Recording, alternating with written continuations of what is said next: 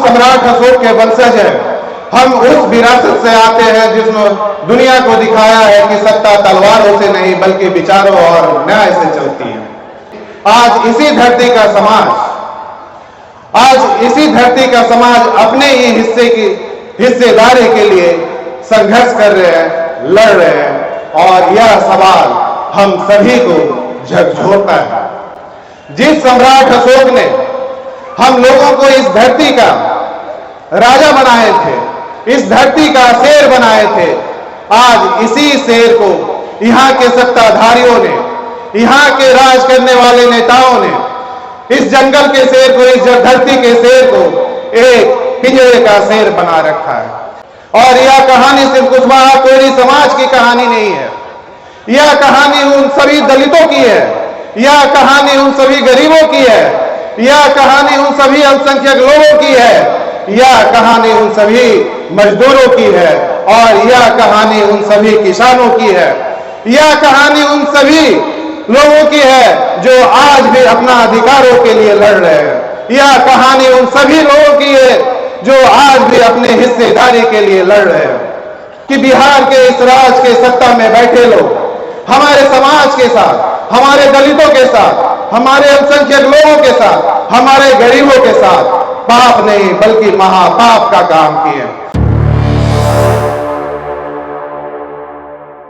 और साथ ही साथ हमारे बिहार के नायक हम अपने कर्पूरी ठाकुर जी को जो भारत रत्न के अधिकार मिले, उनको भी मैं अपने दिल की गहराइयों से मैं नमन करता हूं। और यहाँ पे उपस्थित हमारे विशिष्ट अतिथि, हमारे गार्जियन रेणु कुशवाहा मैडम जी को मैं प्रणाम करता हूँ, विजय सर को मैं प्रणाम करता हूँ और साथ ही साथ यहाँ पे उपस्थित, मंच पे उपस्थित हमारे तमाम साथियों नागमणि जी, राकेश जी, सूरज जी, दिलीप जी और तमाम साथियों को भी मैं अपना नमस्कार करता हूँ। और साथ ही साथ यहाँ पर उपस्थित हमारे जितने भी तमाम साथियों हैं, भाइयों हैं, बहनों हैं, हमारे गार्जियन हैं, उन सभी को मैं अपना नमस्कार और प्रणाम करता हूँ। साथियों, आज मैं उस धरती पर खड़ा हूँ जिसने सम्राट अशोक और चंद्रगुप्त मौर्य जैसे शासक को जन्म दिया और आज यही धरती है जिसने इस दुनिया को न्याय, समानता और नेतृत्व का सबक सिखाया। लेकिन आज इसी धरती के लोग और इसी समाज के लोग अपने ही अधिकारों के लिए संघर्ष कर रहे हैं। यह कैसा विरोधाभास है और यह कैसे विडंबना है। हम सम्राट अशोक के वंशज हैं। हम उस विरासत से आते हैं जिसमें दुनिया को दिखाया है कि सत्ता तलवारों से नहीं बल्कि विचारों और न्याय से चलती है। साथियों, हमारी विरासत जो है वो सम्राट अशोक और चंद्रगुप्त मौर्य जैसे महान वीरों की है, जिन्होंने भारत को एकजुट किया और न्याय और धर्म को शासन का आधार बनाया।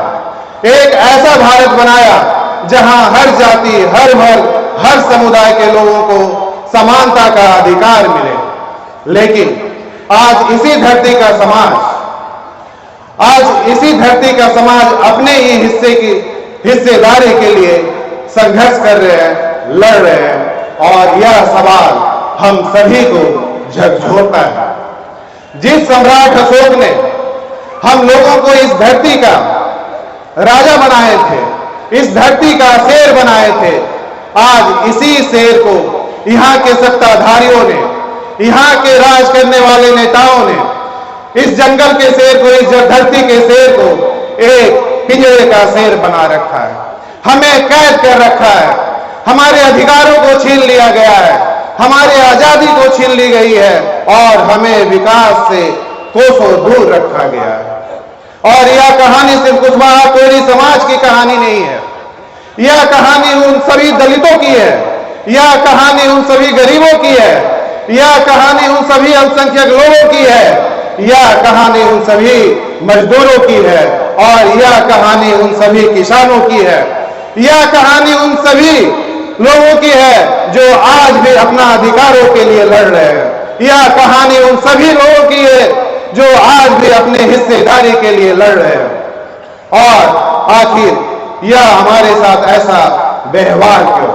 साथियों, मैं आप लोगों को बताना चाहता हूं कि जब सम्राट अशोक का शासन था तो उनके शासन में किसी को डराया नहीं जाता था, उनके शासन में किसी को बांटा नहीं जाता था, उनके शासन में किसी को विकास से दूर नहीं रखा जाता था, उनके शासन में किसी को दरकिनार नहीं किया जाता था।